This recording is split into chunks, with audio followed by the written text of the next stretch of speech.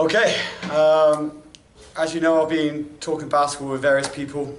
Spoken to Division 1 coaches, spoken to Division 3 coaches, Division 2 assistant coaches. I talked about recruitment.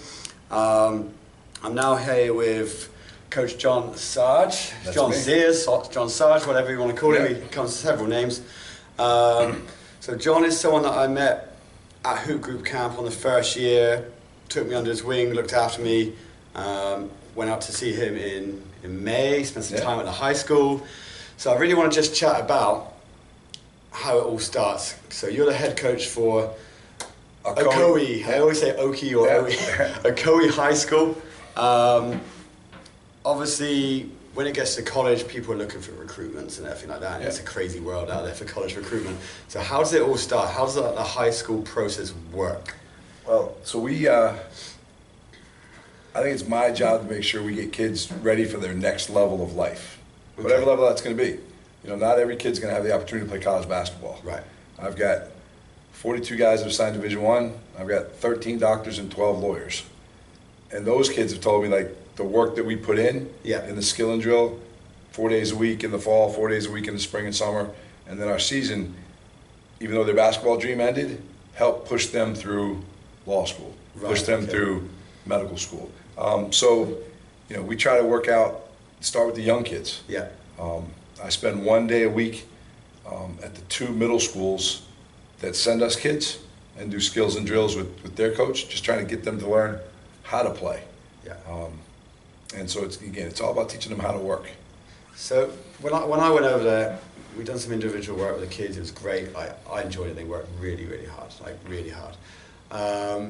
Is there a stress on them when it gets their final year? Is like the whole college recruitment process a stress? Because I come to here and I see all the coaches around the room with pen and paper. It seems like a bit of a cattle market. Like, is it stressful for families and for the kids? Is there a lot of pressure? Well, yeah, it's a lot of pressure because again, I've got some really poor kids that if they don't get some basketball money, like they're not going to school. You know what I'm saying? So, you know, it's up to them to trust in the process and do the things that we ask them to do. Yeah. So I had 2 seniors last year, told them as juniors, you need to put on 20 pounds, very, very skilled. One of them's not playing in college. Parents want to ask me why. I said, did you put on 20 pounds? Did you do like everything I asked? Great kid, tremendous kid. No, right? The other kid's gonna play here at Albright. Yeah. But he did the work that he was supposed to do.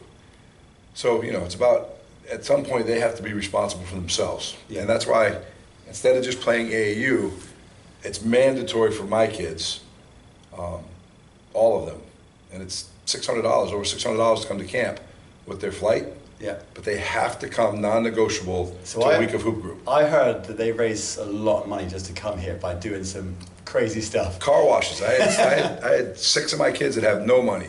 Did car washes 2 days a week, 4 hours on the hot sun, and they raised $2,300 to come to camp. That's amazing. I gave Keller all the money in cash. $500, $100, $501 bills. You didn't give it in loose change. Here's cash. I put it in a solo cup. Keller's like, I love cash. I'm like, you'd have to know Steve Keller to understand that a little bit. But that's great. Like, so AAU, for people that don't know, AAU is pretty much like a summer league, right? So if you're from an area, spring, summer, so you finish your high school season where you're playing games, games and games, and then you go AAU and you play games and games. It's terrible. And then you come to camp and you play games and get like. It's terrible. Do the guys ever rest? No, the summer's brutal. These guys play 100 games in the summer. It's terrible. So now some of my guys play AAU and it's become a necessary evil. Right. I hate it. Is it taking over high school? In some places, yes. And the NCAA is working to get that back. But it's brutal. It's a market. Guys are stealing money from kids. It's terrible. Now, again, it's a necessary evil because that's where all the college coaches can see guys play. Yeah. But with our guys, all right, go play. Figure it out. I try to monitor their teams that they're going to play on to make sure they're with credible people. But we still go, I think we work harder than any other high school team. Okay. We go 4 days a week from April until our season. Yeah. 2 to 3 hours a day, 4 days a week. Right. So Andy will have 50 kids next week in the gym, Monday, Tuesday, Wednesday, Thursday. Right. My other assistant this week, while these kids are at camp, Monday, Tuesday, Wednesday, Thursday. and we just get skill work. So, you know, it's my job to get them better and to help them understand what it's like. And then you got to monitor their classroom. When I got the job at Ocoee 3 years ago, 45 kids in the program, 30 of them had an F on their report card. And now, out of our 45 kids, nobody has a D on their report card. So it's taken 3 years to get there, to get them to understand, to buy in and hold them accountable. But now we have true students who get it. So you've also got on your team, you've got your son, Cooper, who goes to school, plays in your team, his dad, his coach. How's that? Is that tough? It's an interesting dynamic. Because I can't want it more than he wants it. And, you know, it's about choices. I could have turned into a drill skill maniac when, you know, like robot. Yeah. But he's got to want to do it. You know what I mean? So now the last couple of years, he's always played, but the last couple of years he's really gotten serious. Yeah. And now, you know, he says he wants to coach in college. So we're going to set him up. And he's got a decision. He can play Division III and play, because he's good enough. Or he can go to a big-time Division I school and be a walk-on. You know, have a uniform, not play very much, be in practice.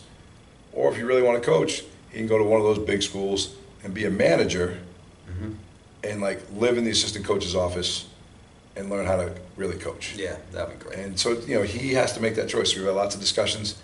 The other thing is, you know, he's the only white kid in our program, which is a unique dynamic, you know, because we're pretty much an inner city school. So that's an interesting dynamic. So he seems to get on well. The guys like him. The guys love him. They don't give him too much of a hard time because Dad's the coach. Because I kill him more than I kill everybody else. I really do. Like, and it's important. Like, but he likes it. Yeah. He always, you know, he really appreciates it because they respect him because he's not getting stuff because he's just my son. Yeah. He's getting murdered for everything more than those guys are, and so like they respect him. Yeah. So here at camp, you pretty much run the show and go sessions. Yeah, all the individual skills. All the individual skill sessions. I love that because I think in Europe it's a little bit different. We don't have AAU, and we do play a few games, but nothing like what you guys do here. It's tragic. It's that's why kids come to camp, and like the high major guys, some of these guys like aren't going to stations. Yeah. Don't go to show and go. They just turn up and dunk on a few people. Because they've played, you know, they played 100 games already this summer. Yeah. They're legitimately tired, but they're not used to being coached, right? They're not used to really practices. Yeah. And they run up and down the floor, and they're really athletic and they're super gifted. But like, you know, back in the day when I started 33 years ago, I mean, I've done 10 weeks of camp every summer since 1985. Right, 60 days of summer camp a summer for 33. I don't think I'd be allowed. For 33 years. So, you know, like back in the day, like kids would come to camp and stations would be off the charts. Yeah. Because they were coached. They would come down. They wanted to learn it. And it was awesome. Now the kids work hard here, but the dynamic has changed, and that's because of AAU. Yeah. So who's on your, like, if you had all the kids that you've coached throughout the whole time of your career, who's on your list that, you know, either one has like just gone on to be successful in something that you just love for whatever reason, and one who has been in basketball successful? Okay, so I coached Tyrone Sally, who was a pro for 10 years in Europe, that played at West Virginia. I coached Chris Copeland, who played in the NBA. I got 7 guys that play in the NFL that played basketball for me. Mackenzie Alexander from the Minnesota Vikings, like, played basketball for me. Tyrese Rice from Boston College. Wow. Who's now like was the MVP in Europe 2 years ago. Okay. Let's see. And Bark Shibley, who's a medical doctor in West Virginia. Wow. Who didn't play. Okay. Didn't make it. Worked harder than anybody. Won station 13 at 5-star is what I do now, sweatshops. Yeah. Different name. But he won Mr. Station 13 twice at camp. Flew all the way to the East Coast from Montana. So he was a worker, got after it. Dream ended. Okay. And now he's a doctor, so. Amazing. Pretty proud of that kid too. So, whilst you've been here at camp, have you seen any of the English guys? And have you seen any of them play? Yeah. What do you think? I love how Be truthful. No, I mean, I love how hard they compete. Right. Because you guys coach them, right? They're used to being coached. So they have a great motor. They go hard, right? And, you know, I believe, and I don't know, but I think all their dreams are like to find a place to come play in the United States. It's an American dream. You know what I mean? To come play and, you know, and so like they're here on a mission. So when they're playing, it's a job. Yeah, this isn't normal for them. This is like out of this world. This is surreal for them to be here. And I mean, like the games aren't great. They're walking along and they see Chris Mullen and, you know, like they see Duke written on the board, Villanova written on. Coach K is going to be here today. Jay Wright will be here today. I don't think I'll be able to contain myself. Right? I mean, it's unbelievable. You know, I've been fortunate, you know, being around so long. You get to know those guys. Yeah. Just because I'm old. You know what I mean? Like, been around and done a lot of things. But it's a great game, and I think, again, it's our job, and not enough coaches do it. And I'm not hammering other coaches, but like the AAU guys, like, I got to get them ready for their next level of life, whatever that is. Yeah. That sounds cheerleader or whatever, but it's really true, right? Okay. No, yeah, thanks very much. I appreciate it. I'm glad I got to interview you because, you know, obviously getting close to you and coming over to stay with you and the family was great. Hopefully in 2020, I'll be at the you'll wedding. Be over and come at our wedding. 100%. I'll be there. All right. I'll be there. Cheers, Thanks very much. Cheers, man. Appreciate it, brother. Cheers, mate. All right, you gotta stay true.